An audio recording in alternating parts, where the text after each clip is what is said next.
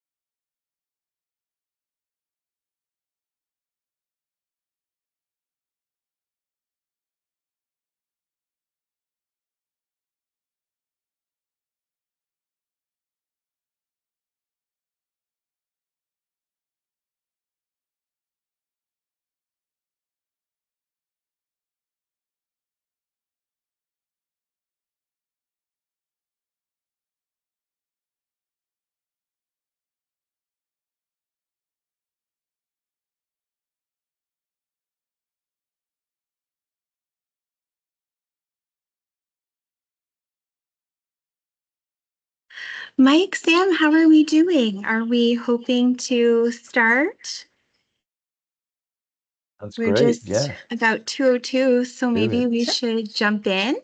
Yep. I'm just going to turn our volume down for 1 second in person. We have a few folks in person, and looks like our membership is growing online, so that's wonderful.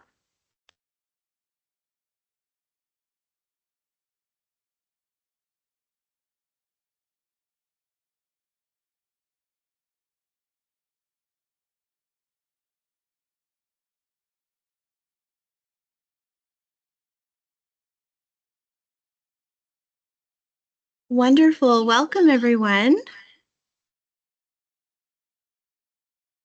And welcome to the very first session of our Universal Design for Learning COP. I'm so glad you could join us today, both online and for folks who are here in the room. I just want to do a quick access check and make sure that folks can hear me okay.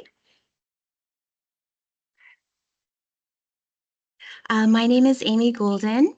My pronouns are she, her, and I'm an assistant professor here in the School of Social Work at Memorial University. And I'll be helping to facilitate the session today and supporting our guests both online and in person. And very excited today for us to come together and talk about UDL. And also very much looking forward to the conversations that we'll have as part of this workshop with Sam and Michael. Before we begin, I'd like to acknowledge the land on which we gather. We respectfully acknowledge the land on which we gather as the ancestral homelands of the Beothuk, whose culture has now been erased forever. We also acknowledge the island of Ukta-Unguk as the unceded traditional territory of the Beothuk and the Mi'kmaq, and we acknowledge Labrador as the traditional and ancestral homelands of the Innu of Nitassinan, the Inuit of Nunatsiavut, and the Inuit of Nunatuckavut.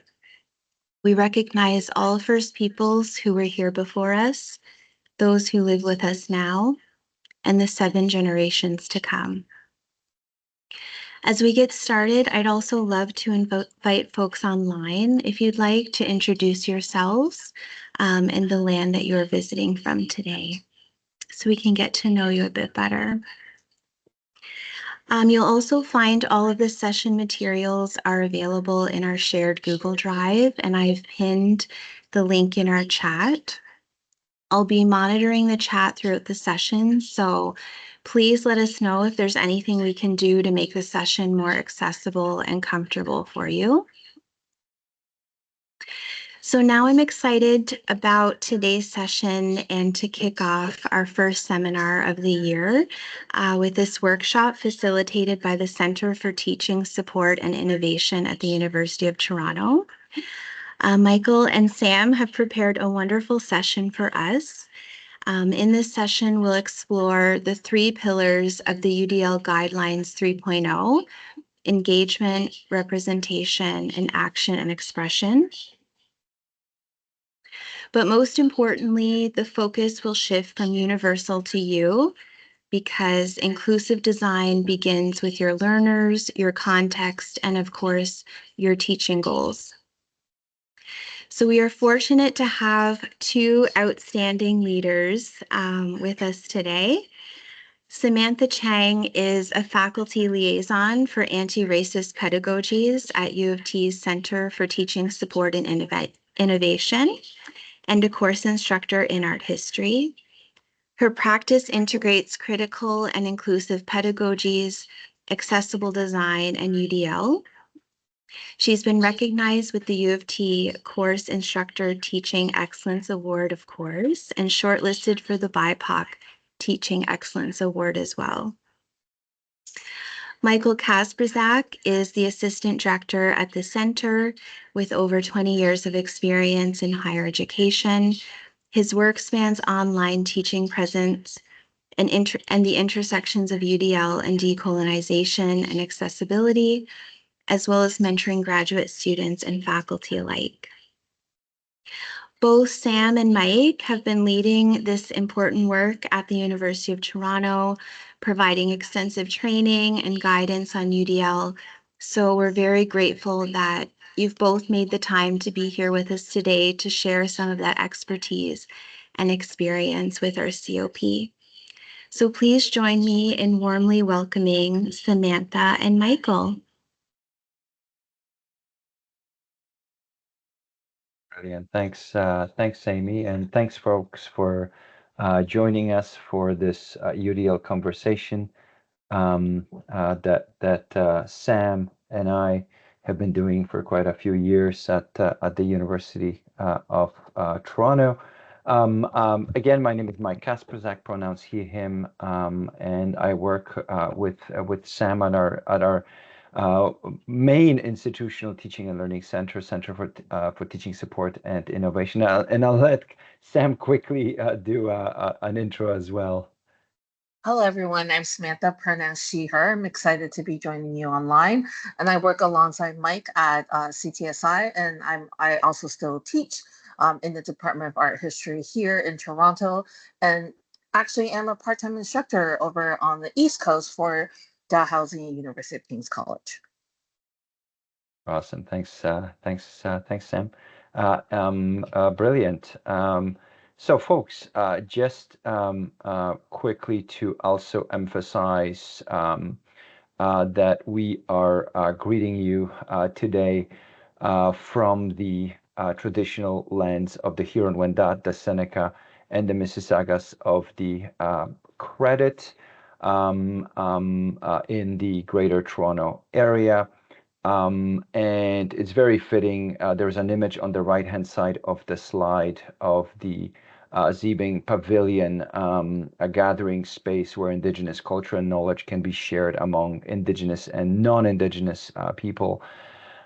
And it's an incredible space. It's a new space at the University of Toronto, but it's an important space, and it certainly connects to our conversation today of thinking about universal design for learning and those multiple ways of knowing. UDL encourages us to honor those diverse epistemologies, oral traditions, land-based learning, relational knowledge, and to think about how we design those learning spaces that reflect, respect, and truly include all of these different ways of knowing. And so very fitting that we start with a land acknowledgement. And a quick access check, because we do understand access as a shared responsibility between all of us in this space. And this is not to get anyone to disclose any kind of disability or impairment, but rather for all of us to be able to engage in all the conversations today. And so I'll ask the question that's on the top right-hand side of the slide. Is there anything about the space, display, sound, speaking speed that we could and should address now? And I welcome folks to use the audio. You can put your hand up and then use audio. You can use the chat.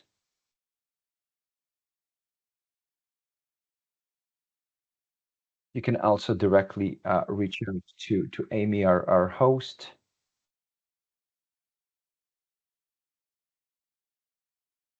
I'll just give it another 30 seconds, see if folks can identify anything. And as Amy mentioned, the resources for the session, the slide deck, the materials have all been shared.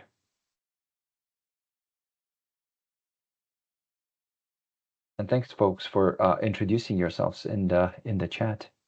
Please keep that going.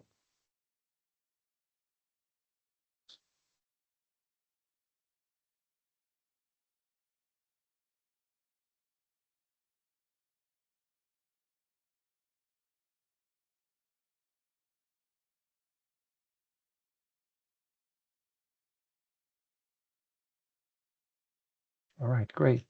Thanks, folks. And this is a standing offer. At any point, please certainly engage us in that conversation. And we want to start off with an emotional check. How are you folks doing today? And we have 6 images of animals. So one, there is a Chatteros that's cautiously optimistic. 2 has a corgi swimming in water if you're staying afloat. 3, you might be feeling like quokka, happy to be here. 4, perhaps you are ready to dance like the sifaka. 5, perhaps you are curious and engaged like the red squirrel. And then 6 is koala hanging out on the tree upside down, perhaps a little bit tired and reflecting. So how are folks doing? All right, so there's a 3, a 5. Excellent. How are you feeling, Sam?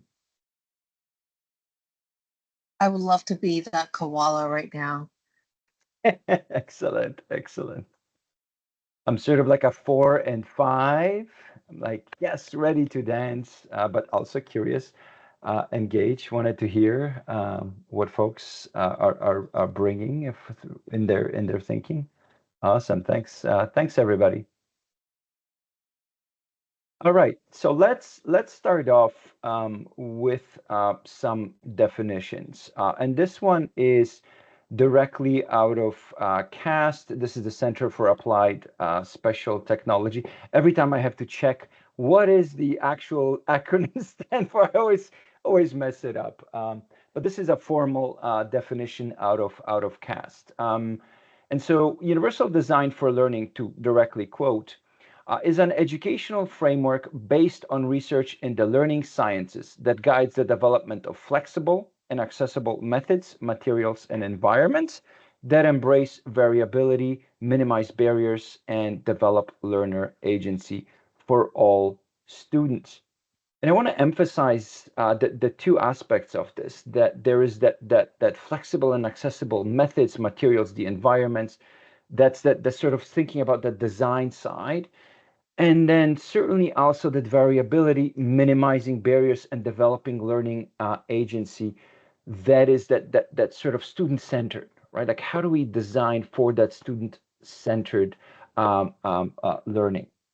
And what you'll see on the right-hand side of the slide is thinking about that sort of universality of all of this, is to think about inclusion, accessibility, and usability.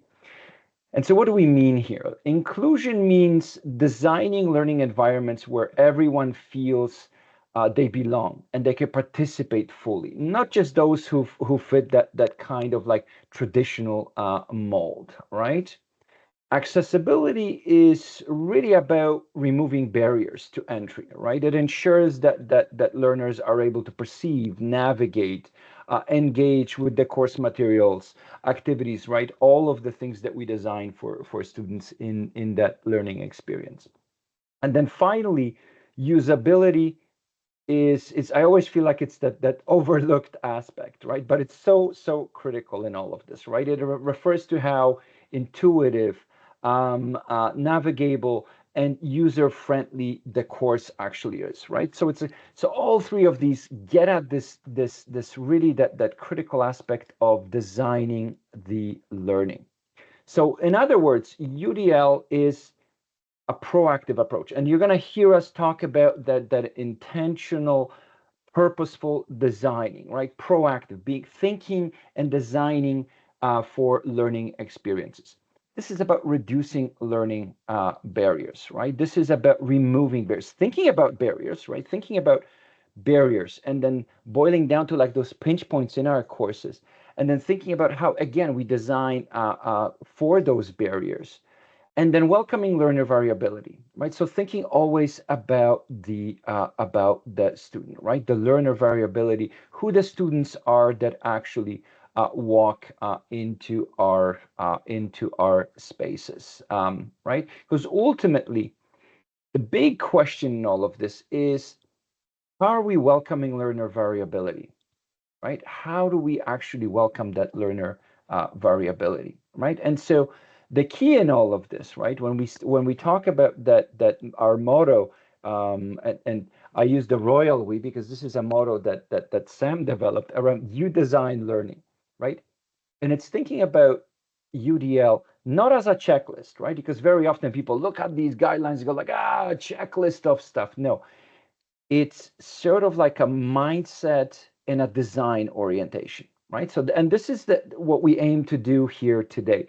Think about that mindset, and we're going to introduce a bunch of different approaches, different gateways into UDL, and different ways to adopt that. But ultimately, it's sort of thinking about that mindset, right? The design mindset that is so important in this. So, how are we going to do this today? Well, we hope to break this down into 5 steps, right, for the UDL integration, right? We will start off with who are you? So thinking about the values, the context. Nobody gets to teach in a vacuum. Step 2, why are you designing? So thinking about the learners, right? So we switch from ourselves, the values we bring into our teaching, to thinking about the learners, right? And then immediately about the needs, barriers, right, that our students face. And then step 3, what are you designing, right? So this is about those sort of boiling down to pinch points. And ultimately, when we think about that design, for some folks, it's like, I'm going to redesign my entire course. But very often, it's about those small steps that we can take to address big pinch points, right? So like small things that we can change in our courses that have high impact. Step 4, how will you design? And here is that's where we like pull the curtain and we show you like 3 different strategies that you can actually use to adopt UDL approaches into that design. And then finally, how do we bring all these things together, right? So it's that thinking about like alignment of values, goals, outcomes, right? And this is about that kind of we'll go back to this thinking about like reflective, right? This is all iterative, right? That design process coming back to it, right? Not just thinking like, oh, I'm going to solve all the problem, done, right? Students change. Who students are changes all the time, right? So that's the sort of key in this. All right. So let's jump into step 1. Who are you, right? And I'll just peek to see if they're okay. Awesome. Now I'm just gonna and I operate on 2 giant screens, so you'll see sometimes me looking to the right. I am paying attention. It's just the chat I have open on the right hand screen. All right. Step 1. Who are you? And this is an important first step because what it does is it grounds our teaching in the values, right?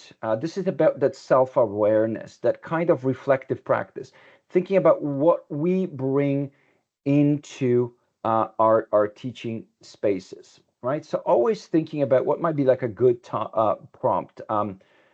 So perhaps something sort of thinking about like what's one thing about your context that influences how you design learning, right? Like what is one value perhaps that you bring? And we're going to take you through a little bit of an exercise around this. So we won't have time to go through this, but this is an incredibly valuable exercise, right? Of thinking about like what are top values. So a good strategy to think about what values we bring into our teaching is to sort of think about like a great teaching moment, right? When you were like deep down, you were like, I'm so proud of like who I am as a teacher, right? And then thinking about if you capture that moment and you pause on that moment, you freeze it in time and you think about what were the key values that I can think about that are aligned to that teaching experience, right? So thinking of it from that perspective. And then distilling that, right? You might identify 20 or 30, and there is a separate list, and we've shared a resource on that list. So feel free to do this, right? Boiling down, maybe you'll come up with like 20 values, and then distilling that down to maybe 3 or 4, right? That can be tricky, right? But here is the most important takeaway from this exercise, which is that once you distill those values, right? Once you think about the core values, the key question is, how do your values show up in your teaching and learning, right? How do they actually show up, right? And so here is that alignment or misalignment that may happen as you reflect on the values, right? You might say to yourself, I'll value collaboration, right? And so the question might be, okay, do you build in group work, right? You might say, oh, I value clarity in my teaching. Okay. Do you provide rubrics, examples, and you model things for students, right? You might say, oh, I value compassion. Amazing. Do you offer flexible deadlines and alternative formats for assessments when students face all kinds of unexpected challenges, right? And so thinking about that course, right? And all the elements of our courses, right? Are there places where your values and your reality don't match, where you say like, yes, I believe in collaboration, but then there's nothing collaborative that students actually do. Right? So thinking about those alignments and misalignments between the values we hope we bring into our teaching and what actually happens, because it's that reflection, that kind of reflective practice that encourage us to be honest, vulnerable, but honest and curious about our teaching, right? This isn't about any kind of judgment, right? But it's thinking about like the kind of alignment, like what are the values that I bring into my teaching, and am I living those values, right, in my teaching practice? And if not, right, how can I design and practice my teaching that aligns with my values? Now, important to note in all of this is thinking about that we're all different human beings, right? Just like our students, there's a lot of variability, right, amongst who we are as teachers, and then where we teach, right? We never teach in a vacuum. There are all kinds of things that affect how we can teach, right? Teaching experience, disciplinary context, class sizes and formats, disciplinary norms, resources and supports that we have access to, all kinds of institutional policies and guidelines, workload and time pressures, right? And here's the sort of the key takeaway from all of this. And it's that design must happen within your reality, not some kind of like idealized version, right? Because our context where we teach matters, right? And so always think about, and perhaps this could be already thinking about those pinch points for yourself, right? What's like one constraint perhaps you face that shapes your teaching? Like of constraints, right? For some folks, it could be like workload, right? Might be like a huge thing, or lack of resources and supports, right? Those are important constraints, right? That help us make some of those choices in the design process. Another way to sort of think of this is to think about sort of Covey's circles of influence, and I love this kind of thinking. So this is the sort of thinking about what is it that I can control and what is it that's systemic and perhaps completely outside of my control, right? So what I can control, right? So these are things that you can directly change, right? Things that like course materials, teaching methods, communication style, assessment formats, right? The instructions you provide us, those are things that you can directly control, right? And through that UDL lens, those are the intentional changes, right, to methods, materials, environments that we can implement that will reduce barriers, right? The next sort of circle is things that we can influence, right? So one we can shape indirectly, as it were. So things you can shape indirectly could be departmental policies, right? Curriculum decisions, classroom culture, peer practices that kind of like, sitting on a curriculum committee could be one of these ways that in how you restructure program level teaching and learning. And then finally, recognizing this, that there are lots of things that are out of my control, right? Or influence.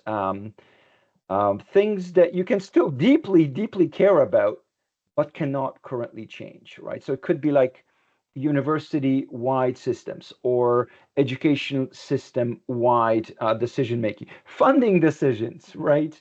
Around how much funding will there be for certain supports, right? Global events. We can't often transform student life circumstances, right? Like all these things matter, right? And so it's important perhaps for all of us to continuously map our own circles, right? What's in each of your circles, right?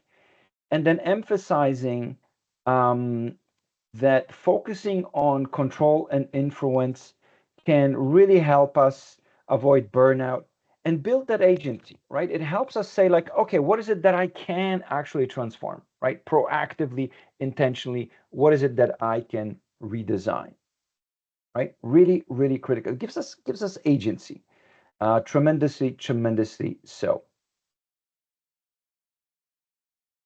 And then last in this section, it's sort of thinking about how we intentionally align the values to our aspirations as teachers, right? What is it that we want to teach? What is it that we want students to experience in our classroom? And then translating those into learning outcomes, right? So thinking about like, what will that learning look like for students, right? What will be the outcomes for students? So we turn that entire exercise into that focus on student learning, right? We make all of this student-centered because ultimately the values we bring in, those have to have impact on student learning, right? If we're genuinely engaged, invested in bringing our values into that teaching and learning, students have to experience them, right? They have to be tied to the outcomes for students. What is it that students will walk away with, right? Those are really, really critical. And if we use those examples of like collaboration, that's a value. Okay, do we do it in group work?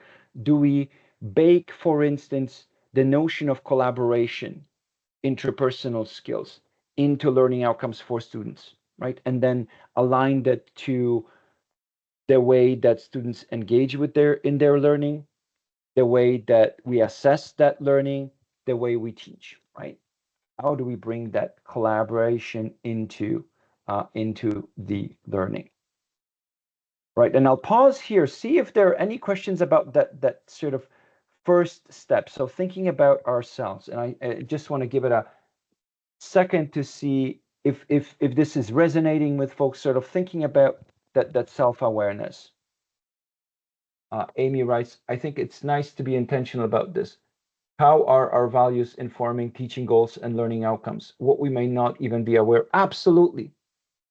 Right? Absolutely. That is so incredibly true. Thank you for sharing that. Absolutely.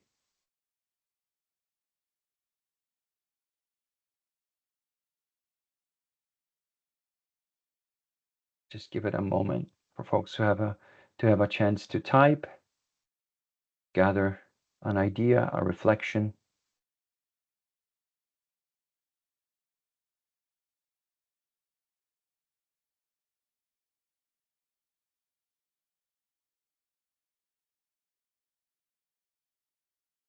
And if you're hearing very deep sighing, it's my dog that's lying behind me on the couch. She likes to sigh very deeply. So it's not a me sighing.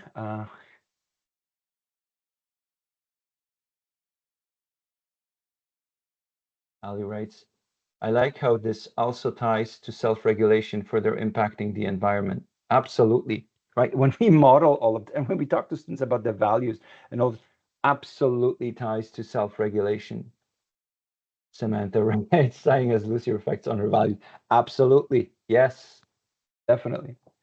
Alison writes, I wonder how this translates into decisions that educators make. Oh, that is exactly the point we're going to try to take this home. That is exactly how we want to align all of this, and we'll circle back at the very end of today back to those values, right? So circling back to that reflective practice. Absolutely. So important. Thanks everybody. Brilliant. So step 2, why are we designing, right? Why do we take so much care to proactively design? Because ultimately, this becomes a discussion of who are we designing for, right? This isn't about us, right? This isn't just about our teaching. This is about creating learning and experiences and outcomes for students, right? And so understanding who our learners are is like a key step in that inclusive design approach, right? Thinking about what the needs, the barriers are that students face. So, big question: how do you get to know your learners?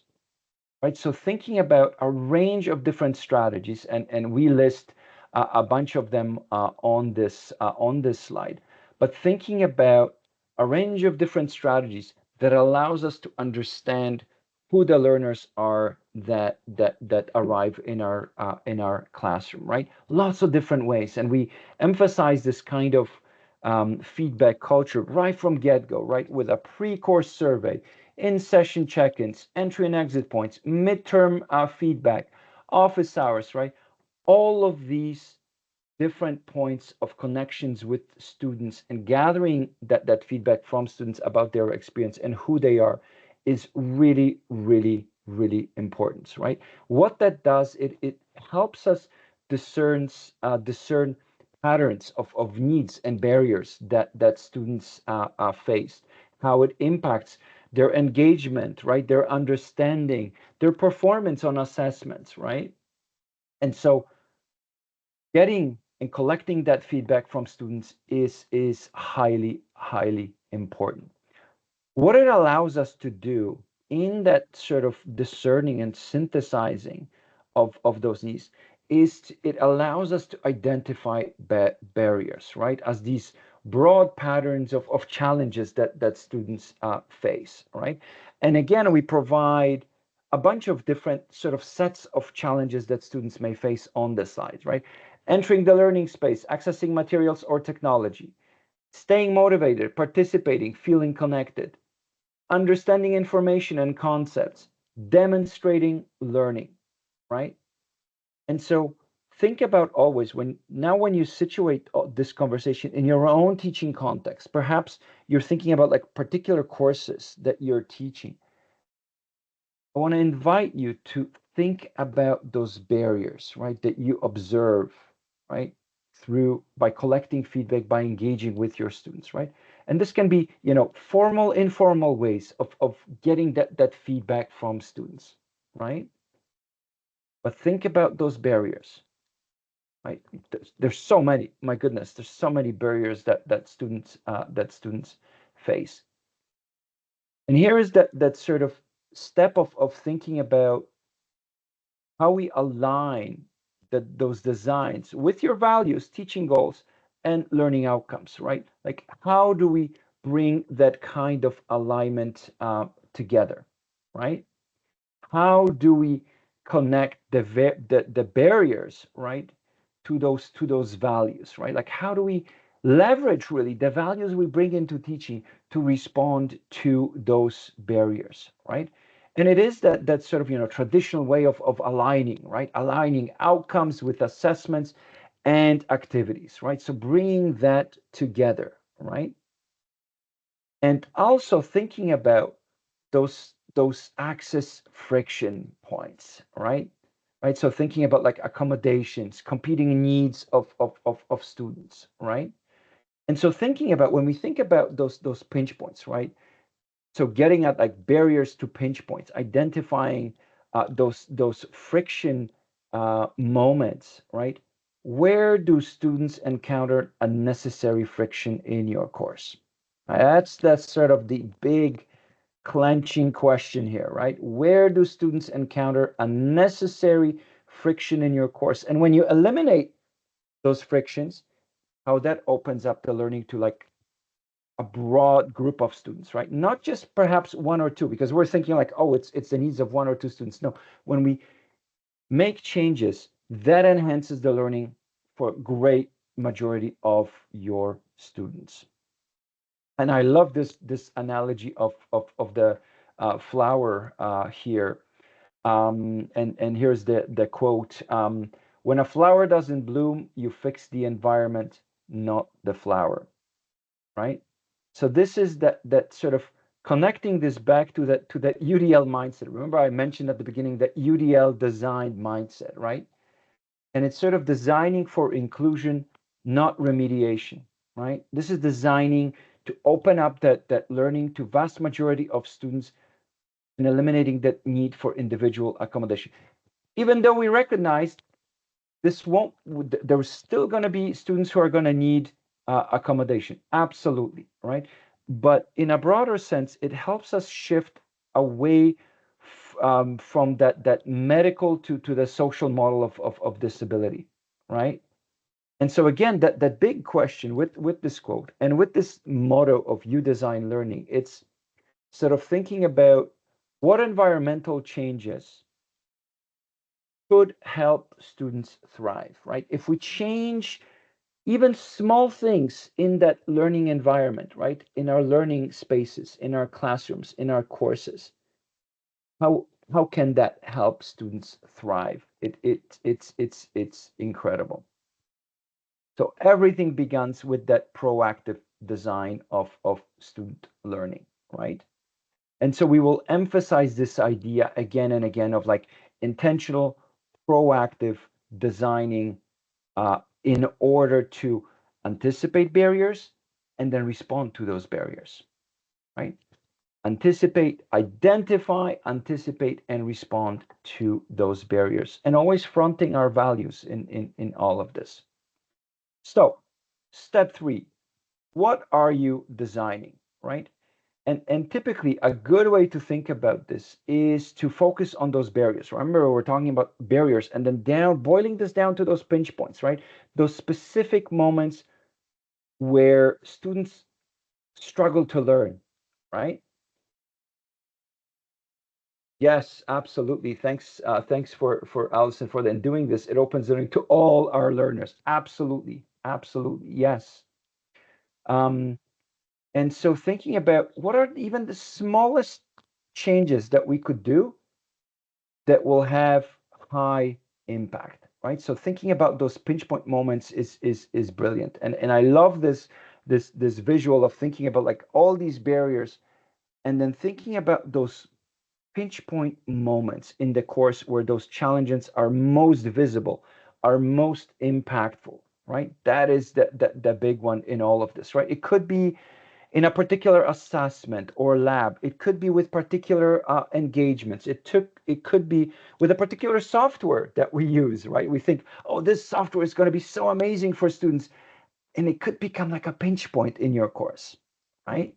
So certainly take the effort and time to think about those pinch points, right? In your course. And then once you identify those pinch points, start thinking about, it's that broad patterns down to those pinch points, right? And there are and we have a bunch of examples on the screen. I got ahead of myself a little bit, right? Of like lab skill students often find difficult to develop, right? That could be a pinch point. A particular assessment that tends to generate high anxiety or lower performance, right? Lower grades. A week or topic when engagement consistently drops because students may find a particular concept or idea incredibly complex, or a technology tool that presents reoccurring access or usability issues for students, right? And so for the rest of today, what we hope to do is get you to explore 3 distinct ways of leveraging that UDL mindset, that UDL design approach in order to respond to those pinch points, responding to those barriers, and thinking always, and I'll come back to this, how we front values, right, in that design thinking.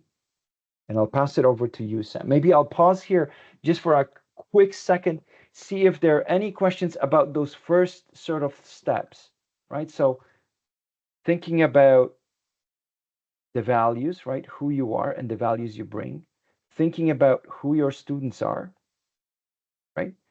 Thinking about those pinch points, right? Barriers translated into pinch points, right? So here's that sort of 3 steps before we jump into ways that we can leverage UDL to respond to all of this. Is this resonating with folks? Are there reflections, questions?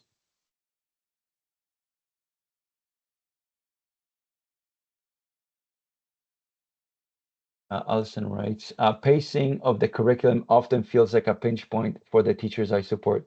Absolutely, right?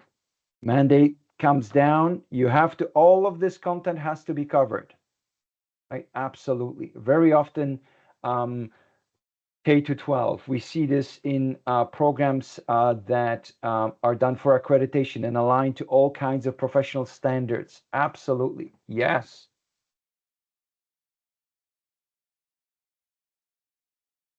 Yes, thanks, Amy. Absolutely, yes. We are definitely happy to answer any of your questions. Yes, and that pace, absolutely, right? Because it can really affect student motivation, right? Absorption and understanding of knowledge, that skills, attitudes, values that we're trying to teach our students. Absolutely, absolutely. But identifying such pinpoints, brilliant, right? That is great way to sort of think about that design, identifying those pinch points. Love it. All right, over to you, Sam. Thank you, Mike.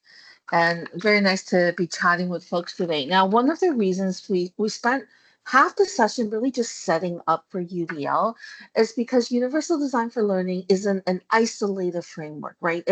It leans on and it leverages all of these things that we've talked about, the values, our goals, our outcomes, and really addressing the barriers and the pinch point. And funny enough, I first came across Universal Design for Learning at a TA training with Mike. Mike was the facilitator, and I saw the title UDL, and I was like, oh, what's UDO? This sounds very interesting. I'll go. And I was met with this UDL guidelines. I learned it was called UDL, not UDO. But there was this big table with lots of different text on it. There was a diagram of the brain. And I was so overwhelmed. As a TA, I was like, what do I do? Where do I start? Feeling like maybe like the koala, I decided to lean back and just take a break and maybe not do anything right away. And so at CTSI over the years, we've been thinking about this a lot and chatting with instructors, and we came up with a way to UDL. So we've come up with different approaches to highlight how there's different entry points into this UDL mindset. So we have one method that we nicknamed MME, not MMA, which stands for methods, materials, and environments. So really thinking about the tangible aspects of your course, of your design, of your curriculum, and breaking it down to find strategies that really addresses and responds to the various barriers and pinch points. Our second approach is about scaffolds. So creating scaffolds to help ease the barriers and pinch points, right? Now, sometimes when we say scaffolds, we have instructors that says, no, I don't do scaffolding. I don't have enough instructional hours to mark more assignments and things like that. And here we're taking a step back and saying, actually, we're talking about scaffolding access, scaffolding supports, scaffolding ways that students can leverage their executive function and develop more executive function for their daily professional and personal lives, right? So thinking about scaffolds in various ways. And then finally, we return to the UDL guidelines developed by CAST, and we look at the guidelines as a menu, as a menu of options that, maybe you pick an appetizer, you pick an entree, you pick a dessert, right? Normally, when we go to a restaurant, we don't order everything off the menu at once. I mean, you could, but there are implications in doing that. So we look at UDL guidelines as a menu of options, of ideas, of inspirations.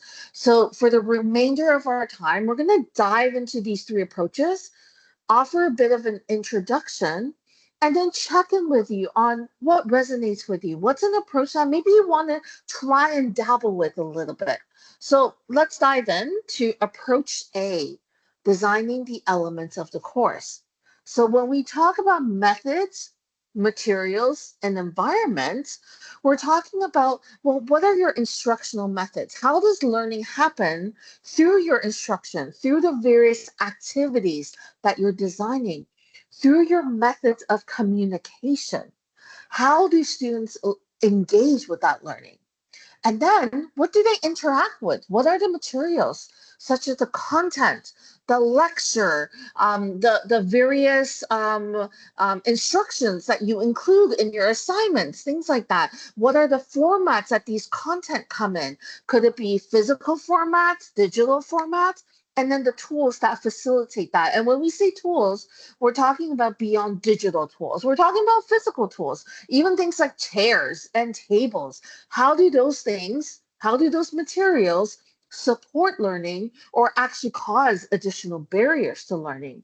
Have any of you been in a lecture hall where all of a sudden someone prompts you to do group work? You're like in groups of 4, and you're like, I can't move the table or chairs. I don't know how to do this, right? Materials can cause barriers that we may not be aware of right away. And that then has an impact on our methods, right? And if we go back to our values, thinking about collaboration, we may have to rethink, okay, what can collaboration look like? So this really ties in nicely with the last item, which is environment. What are the physical, digital, and social spaces where learning can happen, right? Now, physical, we do often think about our labs, our studios, our classrooms. Digital could be our learning management systems like Brightspace, D2L, Canvas, but the social spaces are so important. What is that community that you're building? And what are ways you can design for that community to be more inclusive and reduce the barriers?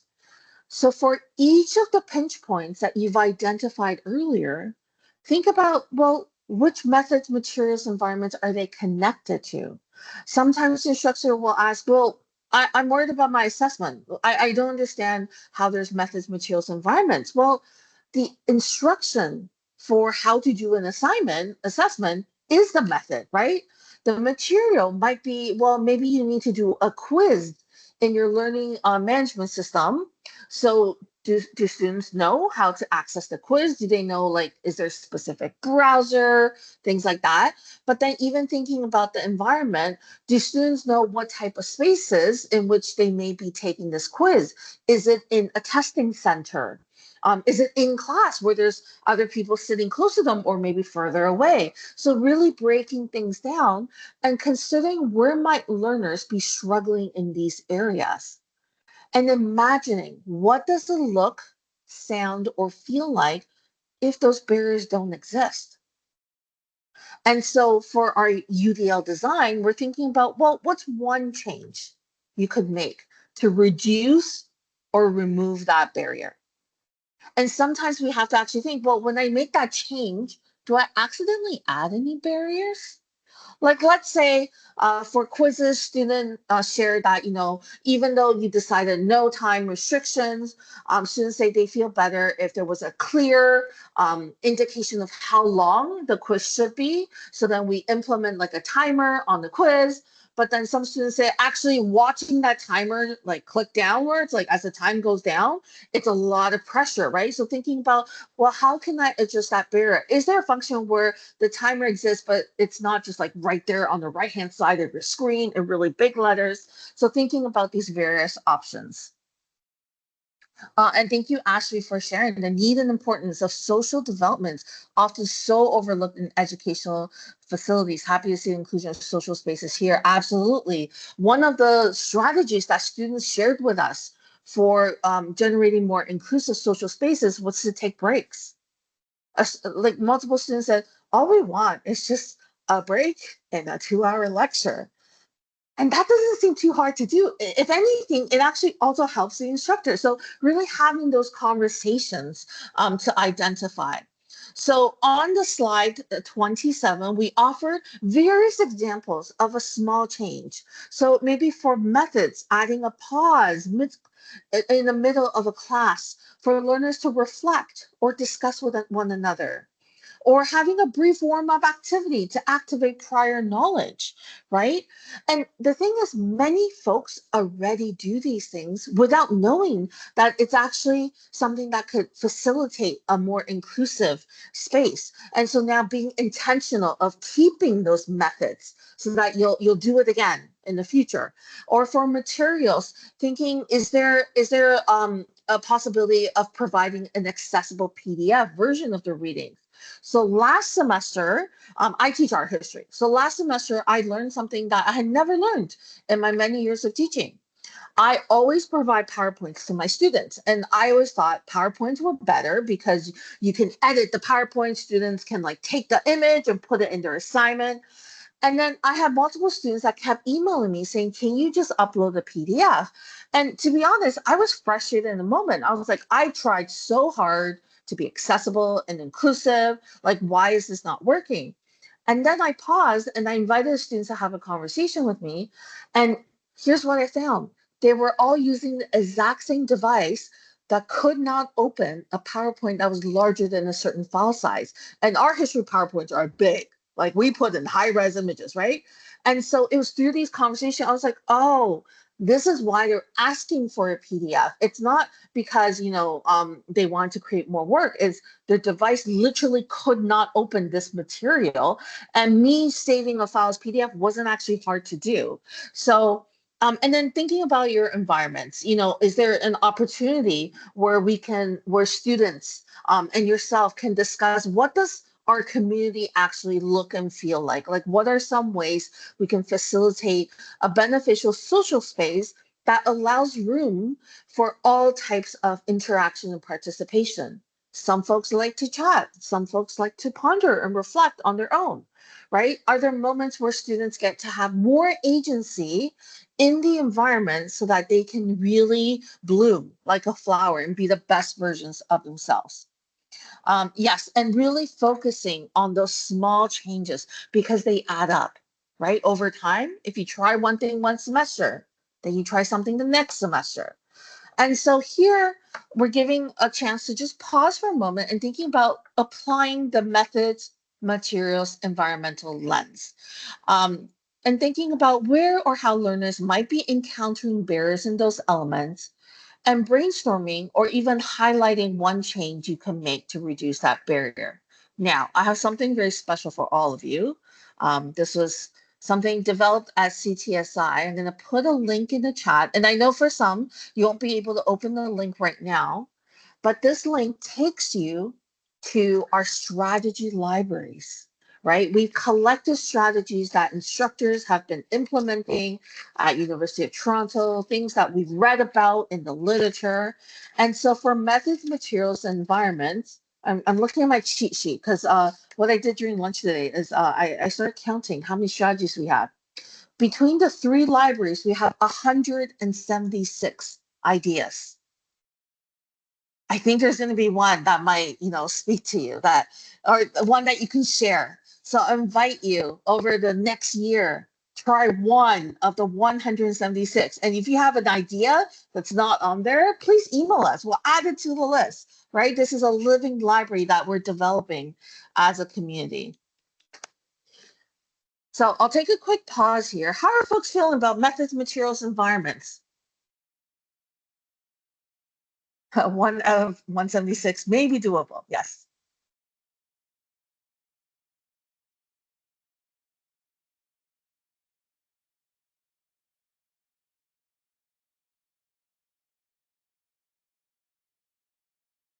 Thank you, Carolyn. I do hope it feels doable, because we don't want to create a barrier to UDL. That is our goal here, right? Our value is about being inclusive, and so we're trying to find different approaches. Yes, thank you, Jessica. Now, for the second approach is about designing scaffolds, and this really comes out of the learning sciences, really thinking about how do students learn.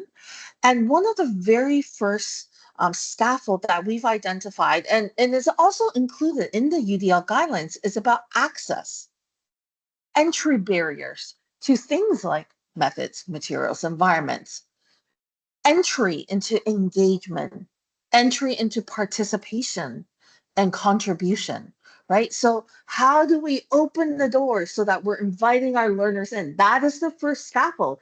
If your learners can't enter the space, learning can't happen, right? We got to get folks in. And then the next scaffold is support. Once they're in, how do we support them? How do we help them thrive in that space? How do we help them stay engaged and motivated and begin to build that understanding so that they can communicate and create and become even more curious and more creative in the process? So offering that support. And finally, thinking about executive functions, taking students to the next level so that they can then proceed to maybe the next course, the next thing that they're achieving, right? How do we help them plan, organize, and manage their work? How do we help them sustain focus and effort and modulate emotions? Because learning is hard and learning doesn't happen in a vacuum.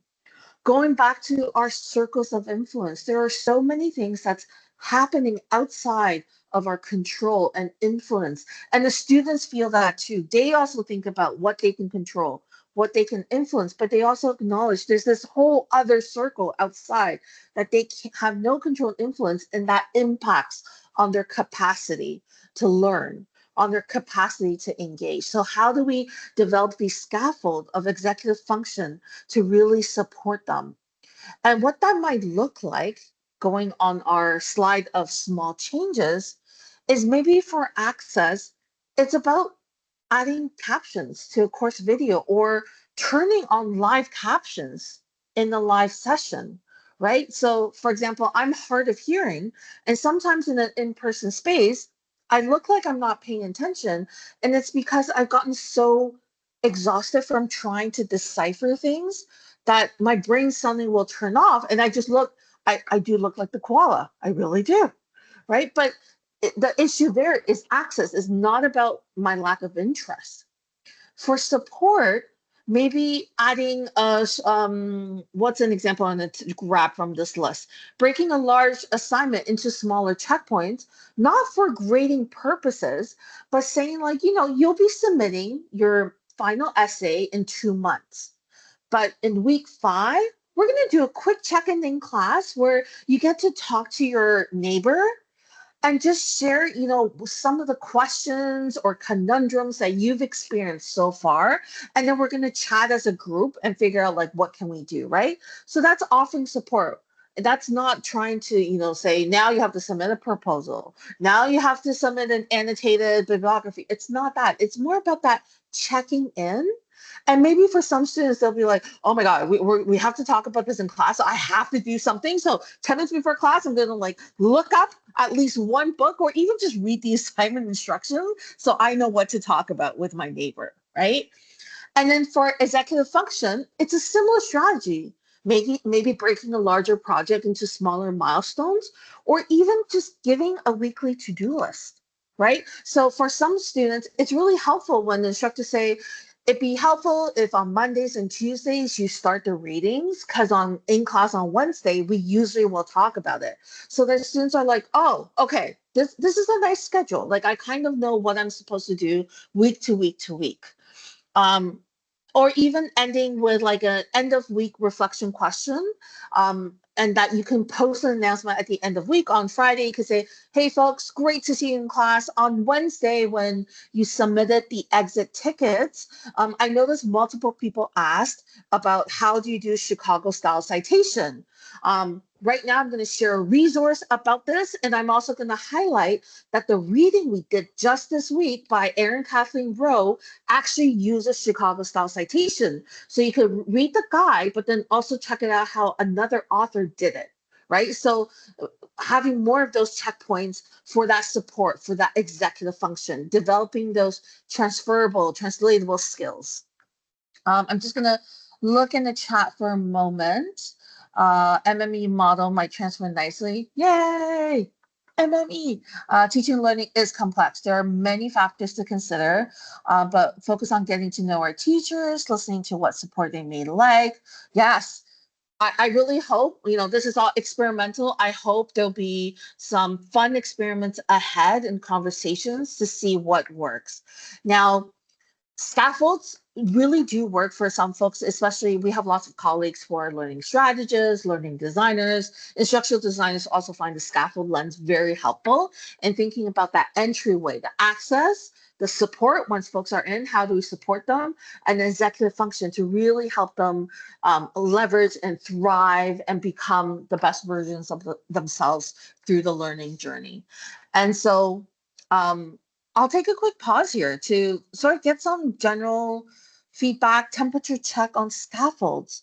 Do they make sense to you? What questions do you have about scaffolds, or what ideas are you ready to share about scaffolds? We don't have strategy libraries built for that yet. If you give us like 2 more months, we'll post another like 176 strategies, I'm sure.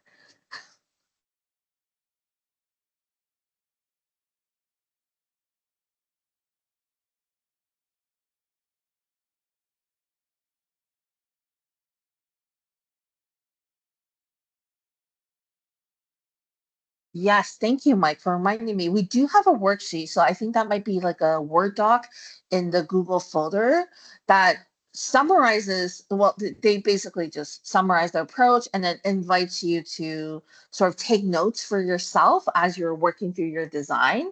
And also, if you prefer a website version of all of this, we have it listed on our UDL course design page, which I'll also post in the chat. So it presents all of this information in a much more eloquent manner.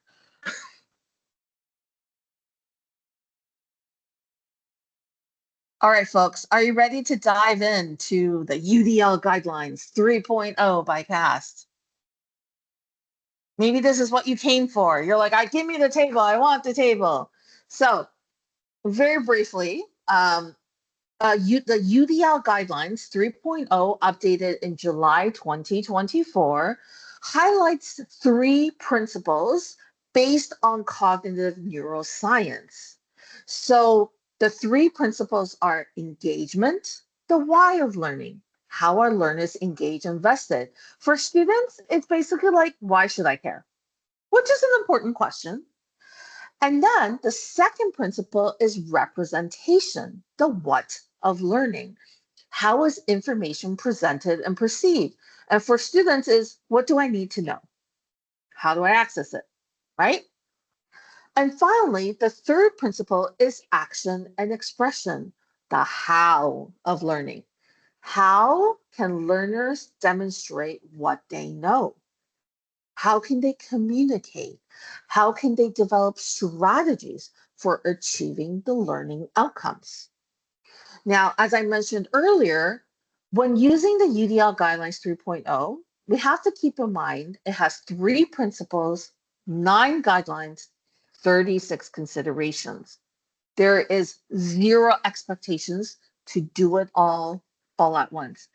If anything, it's a design menu of concrete suggestions. And through these suggestions, we see how things like decolonization, equity, diversity, and inclusion, trauma-informed pedagogy, anti-racist pedagogy, anti-oppressive pedagogies, how they all intersect with universal design for learning. So universal design for learning, in many ways, is a methodology for engaging with all of these various pedagogies, but the best way to leverage UDL is to make sure it's aligned with your values, right? It's always going back to your values because we can't do it all. And if we try, I think we're hurting ourselves and our learners. So really thinking about what are the core values and how do you use these various strategies and ideas to really enhance the values, make it transparent for your students so that it supports their learning, right? What combinations of considerations from the UDL Guidelines 3.0 help learners stay engaged, understand the content, and demonstrate what they know? How do you make your classroom more accessible, inclusive, and usable? Right? One area that seems so matter of fact, you're like, of course it needs to be usable, but we forget along the ways. Now, if you're curious, a lot of people ask, like, well, what's the difference between 3.0 and 2.2, 2.1, 2.0, 1.0? Because as we learn more about learning and as we reflect more on our cultural societal context, we realize that universal design for learning really needs to address what's actually happening out there, and especially in the last few years, the last decade, the last decades, there's been so much importance on placing on highlighting things like anti-oppression, right? Things like decolonization. Now, one of the criticism of UDL is it's not doing enough. And indeed, it can't do it all. I think just as we give grace to ourselves and our learners, we have to understand this framework can't do it all. And it's ongoing, it's iterative. Universal design for learning adopts the design principles of iterative design.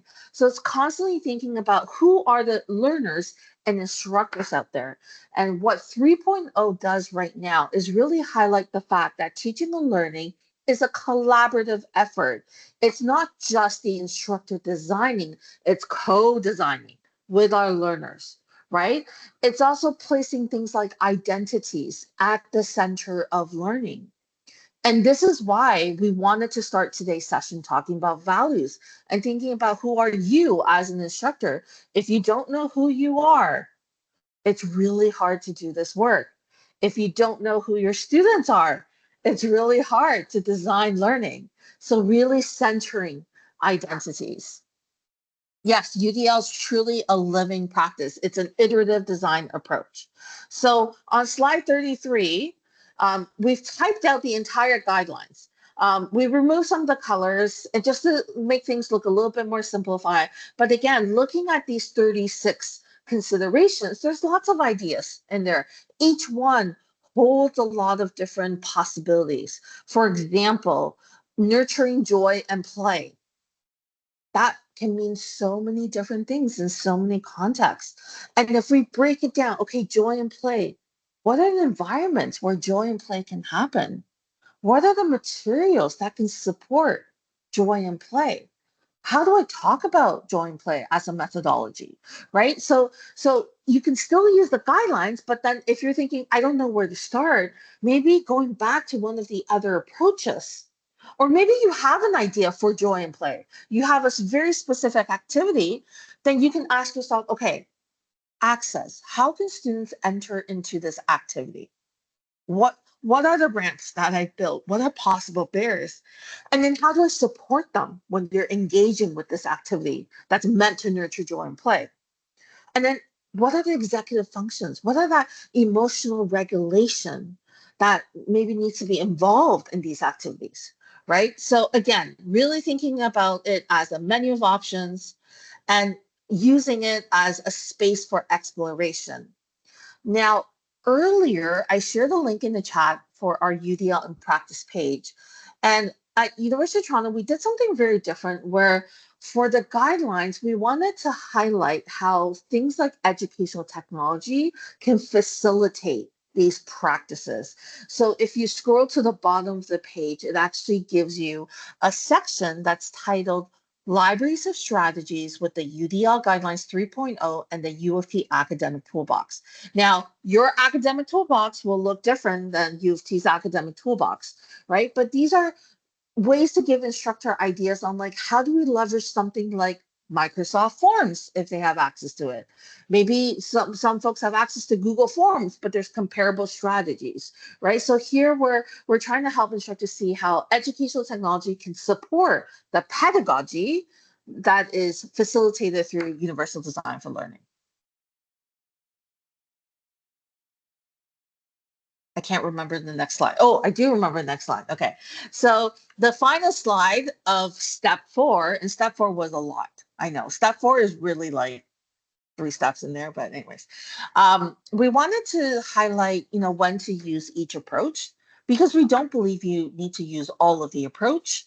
And sometimes you use a combination. So for the methods, materials, and environments, we noticed that it seems to be very helpful for folks who are thinking about quick changes to existing components, or when you're working with very limited time or resources. But we also acknowledge that sometimes these quick changes may not address those deeper barriers, right? Making those quick changes is really within that circle of control, but sometimes it requires, for sustainable impact, it may require a conversation with your circle of influence, right? So really thinking about methods and materials environments may be good for the short term, but for the long term, there's value in thinking about, is there more that can be considered? And so approach B offers sort of an extension, the access, support, and executive function. This is particularly useful in thinking about the learning journey. And it's particularly useful in thinking about scaffolds that are transparent, timely, and what we call gradually reduced. So for example, in the beginning of the semester, you may provide very detailed to-do lists, right? That breaks things down. But maybe halfway through the semester, you're noticing students kind of get it. You don't need to break it down that much. So then you tell your students, you're like, I'm not going to break down every single sub-step, but like the big ideas are still there. And then maybe by like week 11, you're only prompting a few key things. So that gradually reduce scaffolds. But designing scaffolds take effort. It takes intentional approach and timely design. And so thinking about how can you build this into your practice so that it's sustainable, and always acknowledging your own constraints and capacity. And then lastly, UDL Guidelines 3.0, our lovely menu of options. This is really great when you're doing that comprehensive redesign or initial design. It is supported by lots of research, and it does require lots of time and reflection, and can benefit from having collaboration in the support network, such as this community of practice. Maybe next summer you're ready to like dive deep and totally redesign one of your courses. Connecting with this community of practice may be really helpful. I think we need to return to values though in order to wrap up the session. So I'm happy to take a quick pause here to check if there are some initial reactions, observations, questions, and then I'll hand the mic back to Mike. Mic to Mike.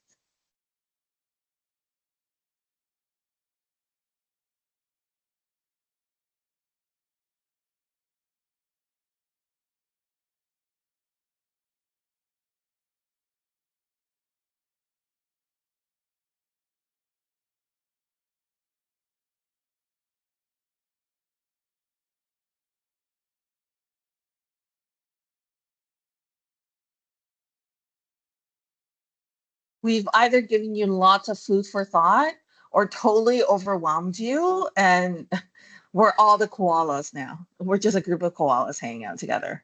But I'm going to pass things back to Mike to bring us home. And thanks, Sam. Yeah, there's thanks, Ashley. Lots of thinking. It's good. Yeah, it's when we think about what have we explored today, and sort of thinking like, okay, your values, right? Your learners, so thinking about your learners, how do we find out who our learners are, right? Thinking about those barriers and pinch points, and then the 3 UDL approaches, right? And so in that final sort of 5th step, it's sort of thinking about how do we synthesize, right? How do we align all these things? So when we think about, okay, tiny changes or big changes, right? And it's sort of that reflection of, does what I have designed, right, those changes that I'm hoping to design and implement in my teaching, in my learning space, does that also align to what I care about the most? Will it have that high impact, right, on student learning? So always thinking about, will it help students achieve those learning outcomes, or will it hinder, right? Because very often we think about, some of these design choices, and it's like they may hinder actually, right, student learning, right? Um, and so it's sort of bringing all these things together and thinking about that alignment, right? And thinking about that holistic design through all of this, right? And so there's some prompts uh, on on the slide that can help us sort of reflect, right? So we've done a bunch of designing, and we can take a step back and think about this, right? Like, what learning barriers are you reducing or adding, right? Because often we say, oh, I'm going to add another software, another ed tech tool in there, right? Will that actually reduce or add another barrier to student learning, right? And then it's always returning back to the question we started off with, right? How are we welcoming learner variability, right? Always thinking about the student, right? We're doing all these things for students, right? To enhance student learning. And then ultimately, right? How do we bring these things together? Does my design reflect who I am, why I'm designing, what I'm designing, and then how I'm designing, right? So those approaches that we hope folks can explore. And again, we're not asking folks to perhaps think about this as like, oh my goodness, like all this, all these approaches, all these ideas. This is about what's actionable, right? For our context, for our sort of learning environments. You don't need to redesign an entire course to make a difference, right? To have impact on student learning. And the plus minus one approach is about making that one intentional change, right? Perhaps adding something that opens access or increases flexibility, right, for students. Revising something that could work better for a greater number of learners, right? Perhaps not all, but for a greater number of learners in our classes. Or removing something that's creating an unnecessary barrier, right? That's creating an unnecessary pinch point for students, right? And I love this approach because it's manageable, right? It's like one change can like create that momentum, right? One change can shift the entire learner experience, right? Don't think like, oh, I'm not going to do this small thing because I'm not sure if it's going to, be trying, implementing, intentionally doing those small, integrating those small elements can have a tremendous impact on student learning. And so, as you sort of think about what we've chatted about today, we'd love to hear, which UDL approach of the ones that we've mentioned, right? A, methods, materials, environments. B, access, support, executive function, that scaffold. And then C, engagement, representation, and action and expression. Which of that resonated with you? We'd love to hear. Perhaps for some folks, like maybe you're already thinking like one thing that you can change. You've heard Sam provide a bunch of examples on all of these, right? Perhaps you're already thinking like, haha, I can do this one thing, this one change. Or perhaps it's thinking like, oh, you know what? I haven't thought about this as perhaps creating a barrier for students. Maybe you're thinking like of removing something. But we'd love to hear if you want to use the chat and tell us like what resonates, A, B, C. Maybe it's plus or minus one.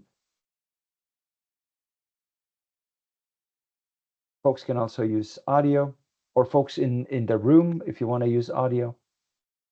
We'd love to hear which approach resonates with you. Earlier on, folks were like MME. That sounds so great, right? Methods, materials, and environments.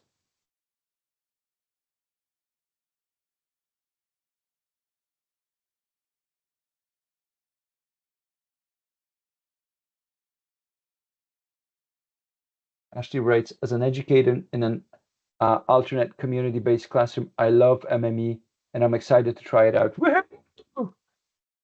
Brilliant. Love it. Awesome. That's really great to hear. Jessica also writes, A is where my brain is as well. Carolyn, I like MME. Oh, look at this. There is a winner that's emerging from today's conversation.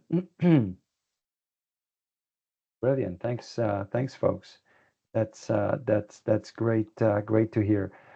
We've shared lots of resources and links to our ongoing UDL conversation at the University of Toronto.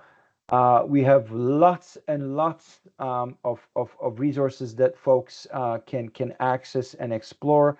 We have self-paced asynchronous programs.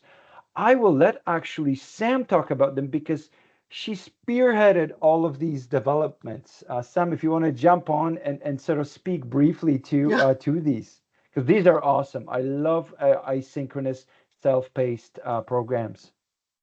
Yes, so one of the biggest changes that came this year is we've now made our self-paced asynchronous programs fully public. There's no login required. You don't need to ask for permission. And I think this is also in the spirit of thinking about barriers, because instructors, they don't have time to log in and multi-factor authentication. Like I can't do this. And so we've used these self-paced programs as an example of how in any topic, you can integrate universal design for learning, or really you design learning into all of it. So feel free to pop in to look over the course design, syllabus design. Understanding your context is always different. Building a welcoming homepage, active learning, and how UDL sort of sneaks in there. And then we also have our website resources. We're in the process of really building out these strategy libraries. So UDL in practice now, I think altogether has like 485 strategies. And by the end of the year, we'll easily hit over the 600 mark. We have a really cool resource called UDL Express Slide into Document Accessibility. I didn't come up with the slide framework. This is by Luis Perez at CAST, and I got permission from him to use a slide framework as a way, a mnemonic to help people enhance the document accessibility by using structure, links, images, design, and evaluation. And then finally, we have a webpage called Accessibility Guidelines for Teaching and Learning, where it's not us talking about the legislation or rules or laws, but really talking about this holistic way of thinking about accessibility, moving beyond physical accessibility, digital accessibility, but thinking about cognitive accessibility and social emotional accessibility, something that often gets ignored, but really is at the center of what we do. Because when we think about our values, that is the emotional social part. So yeah, so many more resources, and if you want more, like, let us know. We're always developing, and we're happy to collaborate. That's the other thing. This work, just like teaching and learning, doesn't happen in isolation. I think doing this kind of advocacy work for more inclusive and accessible education also doesn't happen in isolation. So we're here to collaborate. Mike is a great example of like a truly generous collaborator, and so I'm really just following in his footsteps. We've left our emails on the slide and in the chat now, so feel free to reach out. But we'll stop sharing slides so that if folks want to have a conversation, we're here. If folks just want to like soak it all in, we're also here for that.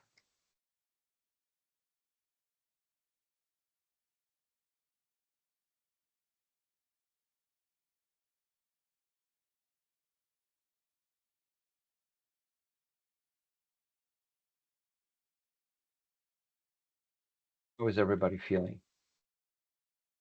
Like always, like we throw so many things, so many ideas.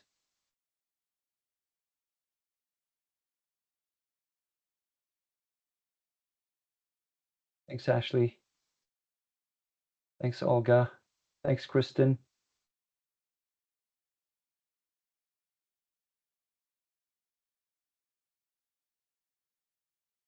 Sam and Mike, I want to thank you so much for joining us today, for many of us this afternoon. And I know you're joining us over your lunch hour. Thank you so much for sharing all of these resources and your expertise and your experience with us.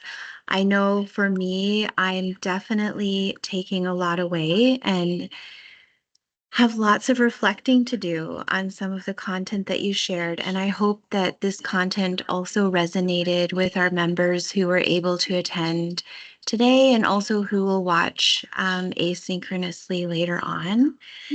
I think importantly, you gave us a lot of strategies for integrating UDL in a very manageable way. And thinking about the MME, which resonated with many folks across different contexts. So university, community, pre-K to 12,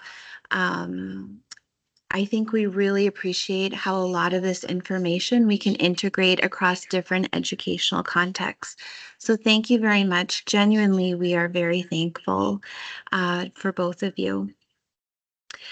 Another point you made was about identities being at the center of learning, which many of us know and also believe in our hearts as educators as well. So I just want to make sure everyone knows about our October session. It's titled Beyond the Binary, Centering Gender Diversity in Universal Design for Learning.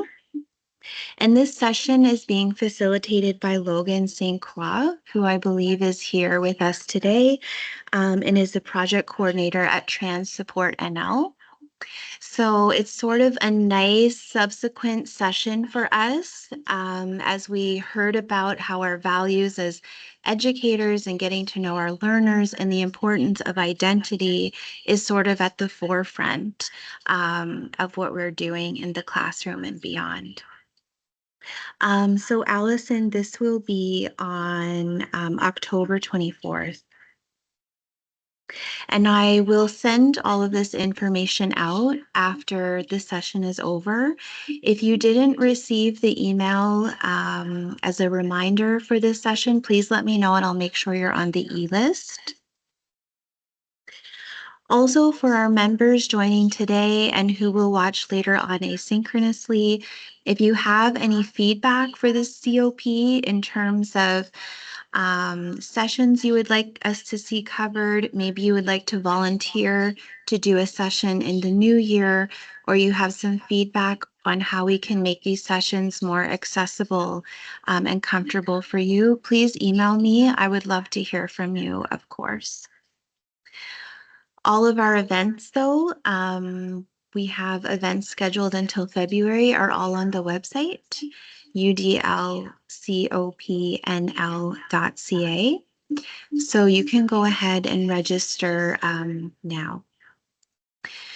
We also have the sessions in hybrid format. So we do have a couple of colleagues here and we promise to serve coffee and be very friendly.